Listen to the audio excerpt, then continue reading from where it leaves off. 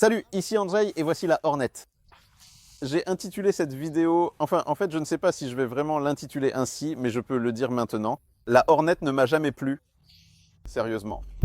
Mais il y a toute une histoire derrière ça. Parce que en fait, le fait que la Hornet ne me plaisait pas a changé ma vie. Vraiment. Une petite histoire personnelle toute simple. Ma première grosse moto, c'était une Hornet 600 de 1998, celle avec la roue avant de 16 pouces, tout simplement parce que je n'avais pas les moyens de m'offrir une moto sportive comme celle dont je rêvais. Et donc je cherchais, je réfléchissais, et finalement je suis tombé sur la Hornet, un moteur de CBR, une carrosserie de type naked, et tout simplement les occasions étaient nettement moins chères. Sauf que l'apparence ne me plaisait pas à l'époque. Quand je regarde en arrière, maintenant, il me plaît parce que cette moto était classique, mais en même temps sportive, avec un phare rond à l'arrière, un échappement haut. Globalement, cette moto avait une belle allure, mais à l'époque, j'avais 19 ans. Je voulais être le plus sportif, le plus street fighter possible. Et qu'est-ce qui s'est passé? Je cherchais où acheter, vous savez, ce genre de tête de fourche street fighter avec laquelle la moto avait vraiment une sale gueule ensuite. Et je suis tombé sur un forum de motards où j'ai commencé à poser des questions à ce sujet. Et ce forum de motards s'est transformé en forum Stunt Poland. Et c'est là que j'ai rencontré des gars, des stunters de toute la Pologne. Et c'est comme ça que j'ai commencé à faire du stunt, puis j'ai commencé à écrire à ce sujet, puis j'ai eu un travail en tant que rédacteur, puis j'ai acheté Chouiat Motocycli et aujourd'hui je suis ici. Tout ça parce que la Hornet ne me plaisait pas, donc on pourrait en discuter, mais finalement on ne le fera pas. Je vous en parlerai sûrement dans les commentaires à propos du look de cette moto.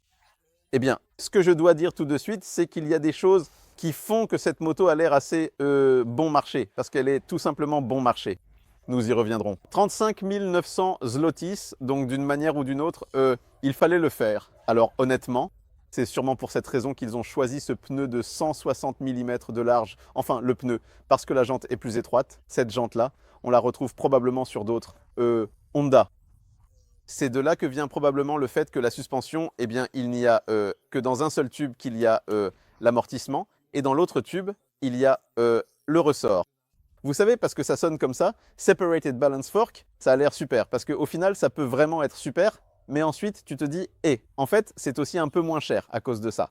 Le mètre-cylindre de frein, à mon avis, il doit bien avoir 30 ans. J'avais exactement le même sur mon Hornet. Même ici, il y a un emplacement pour un rétroviseur destiné à d'autres modèles. On rigolait en disant qu'au Japon, il doit y avoir un entrepôt séparé juste pour ces mètres-cylindres. Nissan. Et il y a encore pas mal d'autres choses qui montrent que sur cette moto, il y a clairement des économies faites pour qu'elle ne soit pas chère. Heureusement, tous les plastiques, comme ça, quand on touche cette moto partout, eh bien tout ça sonne plutôt bien. Rien ne grince, rien ne couine. Toutes les vis sont au niveau de ce qu'on trouve chez Honda, et là-dessus, il n'y a rien à redire. Ah oui, une chose. Les autocollants. Ce sont des autocollants collés sur la peinture. Ils ne sont pas vernis. Il n'y a même pas de vernis transparent sur ce réservoir, ce qui se voit d'ailleurs. Ensuite, il s'est déjà pas mal rayé. Quelqu'un ici avait une veste assez agressive. En ce qui concerne la deuxième chose, eh bien, celle qui est la plus critiquée, c'est le moteur. Et paradoxalement, le moteur est le meilleur élément de cette moto. Ce moteur a une cylindrée de 750, 2 cylindres en ligne. C'est l'un des meilleurs, sinon le meilleur, moteur bicylindre en ligne que j'ai jamais conduit. Et l'une des meilleures motos en général. Des moteurs qui peuvent être intégrés dans un vélo léger et amusant. Fin de l'histoire, point final. Les images le diront. À un moment donné, je suis devenu un peu fou avec cette moto.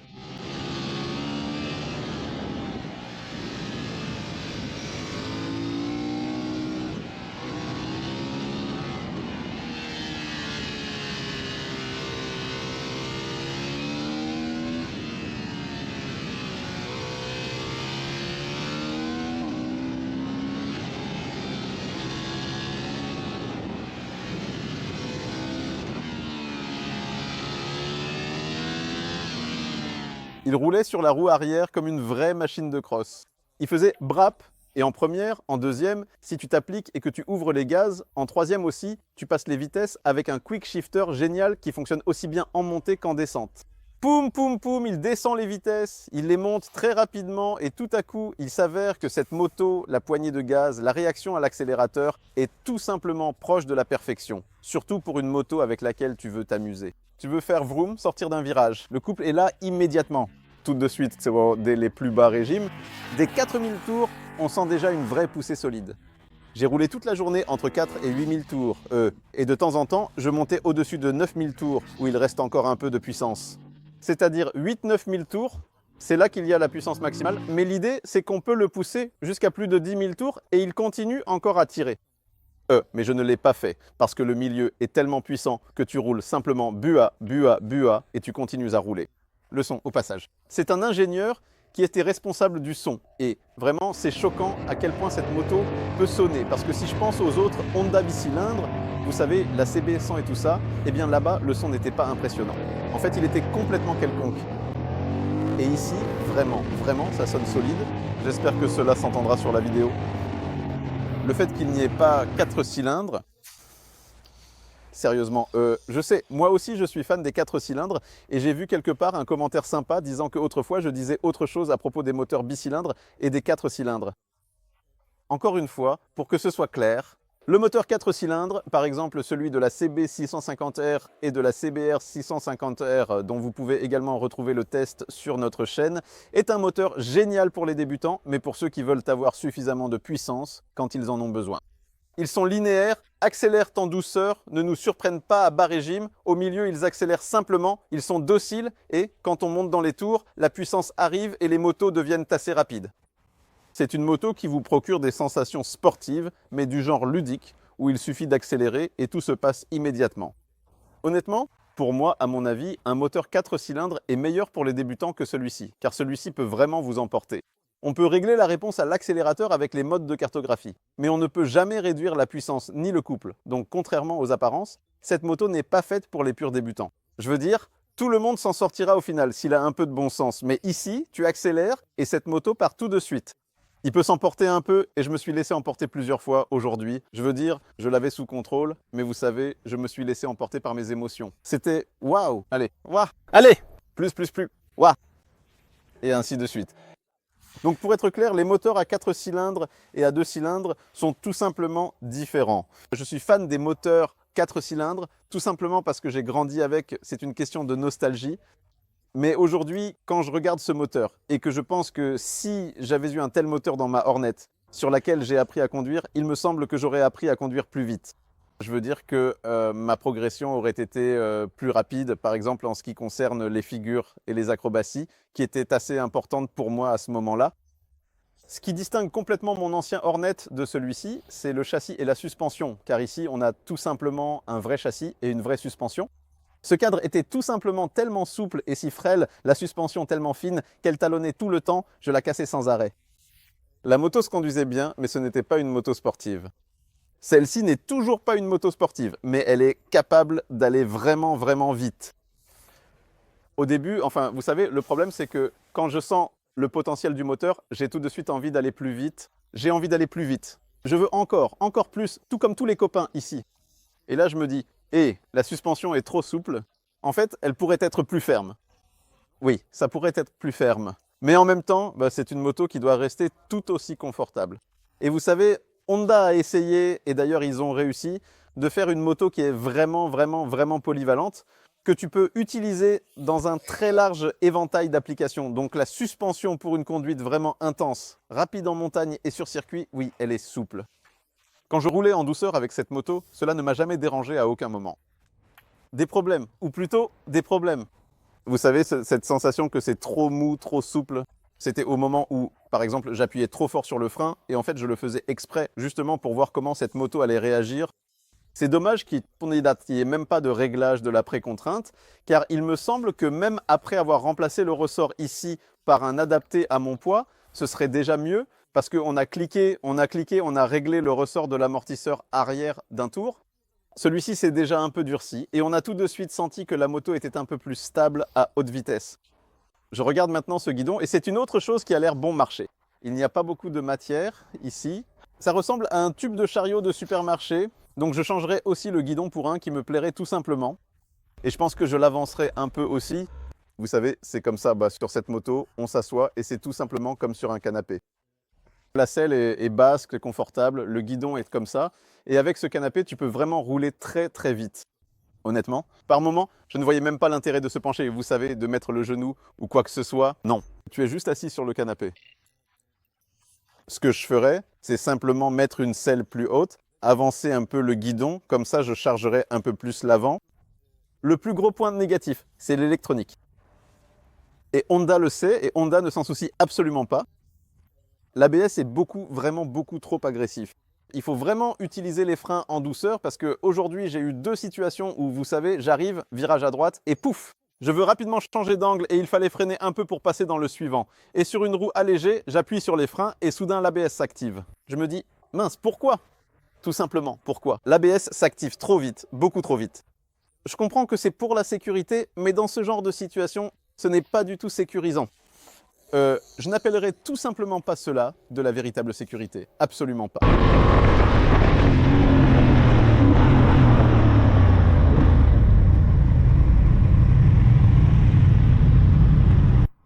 Le contrôle de traction. Je pensais déjà que ça allait être bien. En fait, au premier niveau, j'ai accéléré. La moto a permis que l'avant se lève un peu et je me suis dit, mince, génial.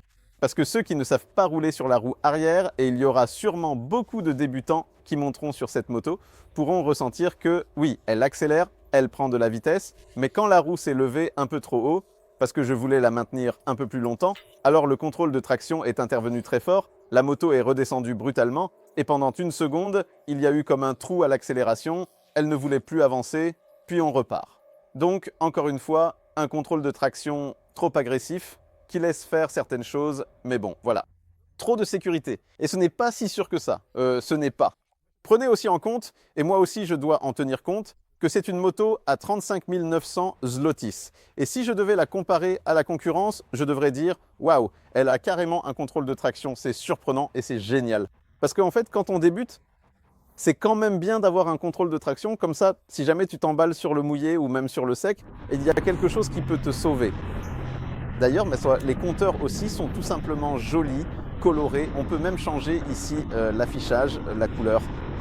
Malheureusement, à chaque fois qu'on coupe le contact, il faut désactiver à nouveau le contrôle de traction, mais on le fait assez rapidement. Pas besoin de trop fouiller dans le menu, on passe en mode utilisateur, et ainsi de suite, puis clic, clic, clic, et le contrôle de traction est déjà désactivé. Ce qui est intéressant, c'est qu'on a aussi un mode sport, standard et pluie. Et au début, vous savez, je me suis dit que j'allais tout de suite rouler en mode sport, mais honnêtement, pour une conduite normale dans la plage de 6 à 8 000 tours, la cartographie standard m'a davantage plu, car la puissance est toujours la même, et il semble que ce mode standard soit vraiment taillé sur mesure pour ce moteur. Tout est parfaitement prévisible.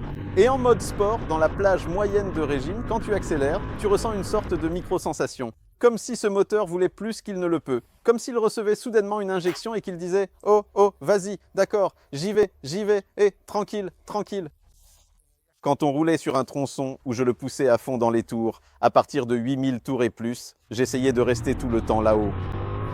Là, le mode sport était sympa, vraiment super réactif, mais au final pas plus rapide que le mode standard. Donc j'ai passé toute la journée en mode standard. En plus de cela, on peut régler la force du frein moteur, ce qui est complètement inutile. Mais c'est possible. Parce que franchement, je ne sais pas à quoi ça sert ni à qui ça peut profiter. C'est quelque chose qu'on utilise sur circuit, et encore, tout le monde ne s'en sert pas, vraiment. Mais bon, c'est tout. Donc en général, ce qui est le plus grand atout du Hornet, c'est ce qui a toujours été sa plus grande force. C'est une moto ludique, amusante, capable d'aller vraiment très vite. Mais en même temps, elle est confortable, donc on peut aussi partir en voyage avec. Eh bien, c'est tout simplement le Hornet tel que je m'en souviens, sauf qu'il a 2 cylindres et non 4. Alors, désolé. Si vous avez besoin de 4 cylindres, allez plutôt vers la CB650R, ce qui est d'ailleurs assez drôle.